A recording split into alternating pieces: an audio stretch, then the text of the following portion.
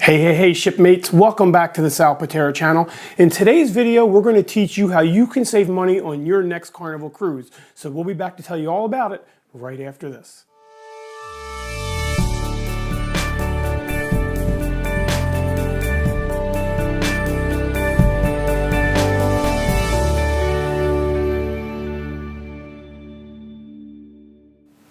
Hey, welcome back. Today we're going to talk about how you can save money on your next Carnival cruise. Now, a couple of things before we get started with those money-saving features, but before we start, just a couple of quick things.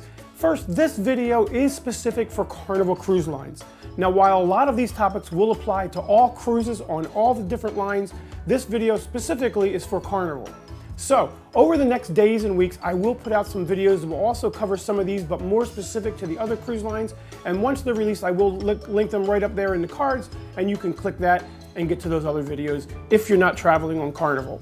But today's video is more specific just to Carnival Cruise Lines.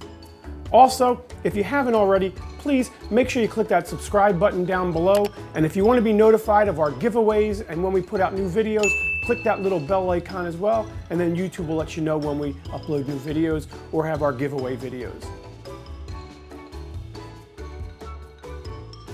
Okay, number 10, if you don't have to, don't buy the internet package. Disconnect yourself for a week and totally enjoy your vacation away from society. The internet package is expensive. Most cruise lines today have between 3,000 and 5,000 people, plus 1,000 or 2 people on the crew that are all sharing one satellite dish for an internet connection. So the internet is going to be very, very slow anyway, even on its fastest package. So if you can, disconnect from the internet and you won't have to pay those high internet fees, which can cost you literally a couple $100s for a long cruise or $100 for a shorter cruise. Take advantage of being away and not choosing the internet package and just enjoy your vacation and save a couple dollars there.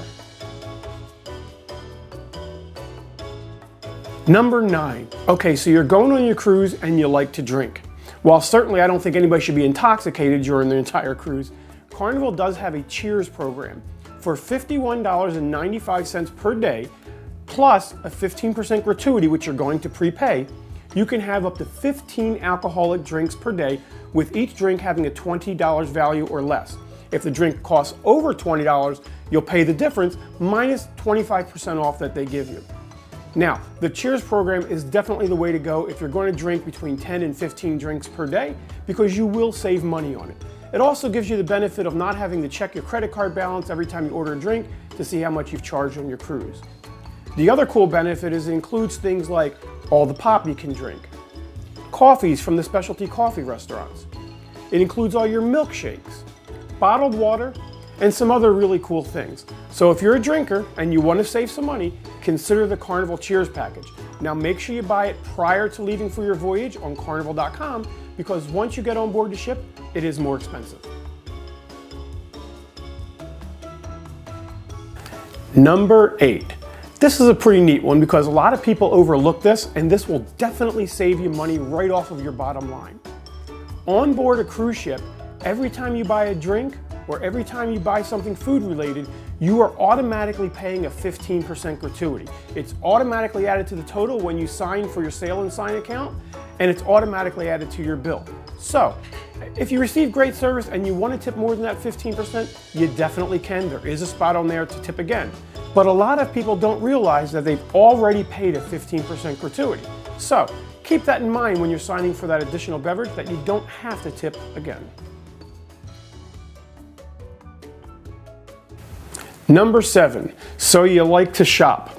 Shopping is awesome. First of all, we're going to tell you when you're in port, most of the ports you're going to go to, everything is negotiable. So never settle for the first price.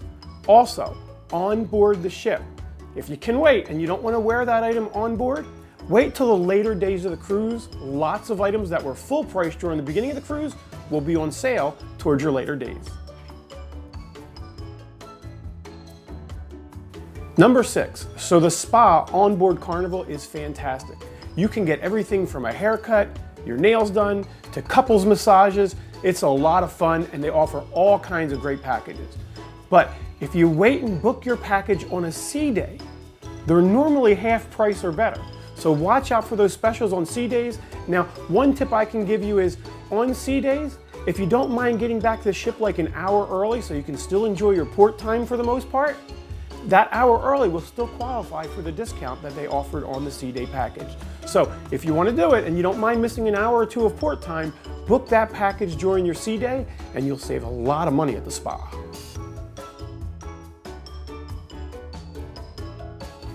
Number 5, did you know that you can bring your favorite soda on board the cruise ship? For each person traveling, regardless of the age, you can bring one 12-pack cans of soda. They have to be cans. Carnival no longer allows any bottles of any kind. People used to sneak alcohol on board bottles. They would open them, dump them out, pour alcohol at them, steal the top and bring them on board. So Carnival has done away with allowing you to bring bottles at all. No bottled water, no sodas, nothing in a bottle. But sealed cans still in their package, you can bring a 12-pack per person. Now, you can also bring, per adult 21 years or over, you can bring a bottle of wine or your favorite champagne up to 750 milliliters. Now, make sure you bring your own corkscrew because if they have to uncork it for you at dinner, they will charge you a corking fee. But feel free to bring that favorite wine or champagne. Okay, number 4. And this is kind of a topic that some people are going to agree with and some people are going to disagree with. And I'm going to tell you the major disadvantage to doing it at the end. But shore excursions, if you purchase them from the cruise line, you're going to pay more. And the reason why is typically the shore excursion desk takes about 50% of what the shore excursion operator is charging the cruise line. So if you can wait until you get into port or do your shopping online from a private shore excursion tour and not buy it directly from the ship, you're going to save a lot of money. But there is one major disadvantage. The cool thing about buying it on board the ship is, let's say you're on a shore excursion that you purchased on board and something happens, like the bus that's taking you to shore excursion gets a flat tire and the excursion is late getting back to the ship. If you purchase that shore excursion from the cruise line, the ship is going to wait for you and it'll still be there when you return. If you buy that shore excursion privately and you come back and you're late, you'll be waving goodbye to all the rest of the passengers. They sail on without you.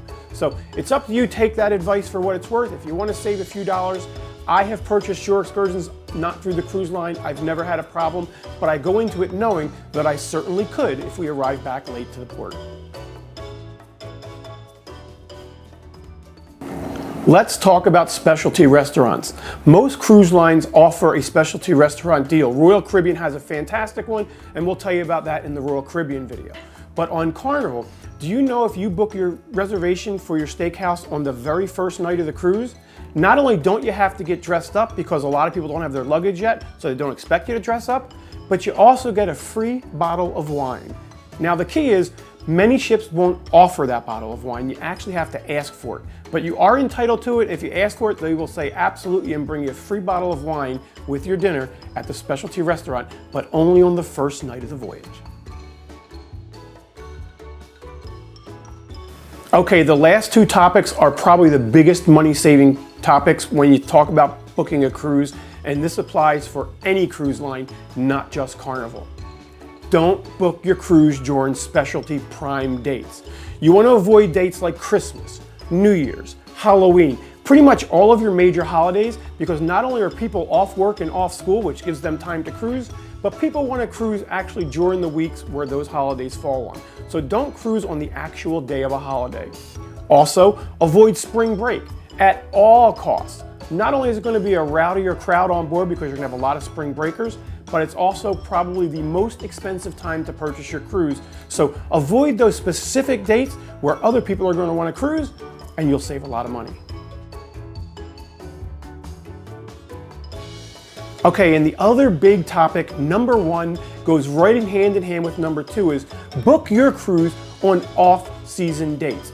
Book your cruise into wintertime, but also remember that you're going to pick a Southern Caribbean cruise if you want to go someplace warm, because you never know if you're going Northern Caribbean, like the Bahamas, if it's going to be warm in the wintertime. Book your cruise during hot season, like July or August. Even though the kids are off school, those seasons tend to be a little bit cheaper because not a lot of people want to cruise when it's really, really hot outside. Also, if you want to take a gamble, book your cruise during hurricane season. That is probably the biggest time to get a discount. Hurricane season is going to be September through November are the prime hurricane season. Now here's the downside to hurricane season. If there's a hurricane, your ship could be canceled, in which case Carnival is going to give you a full refund. The other problem is you may end up changing ports.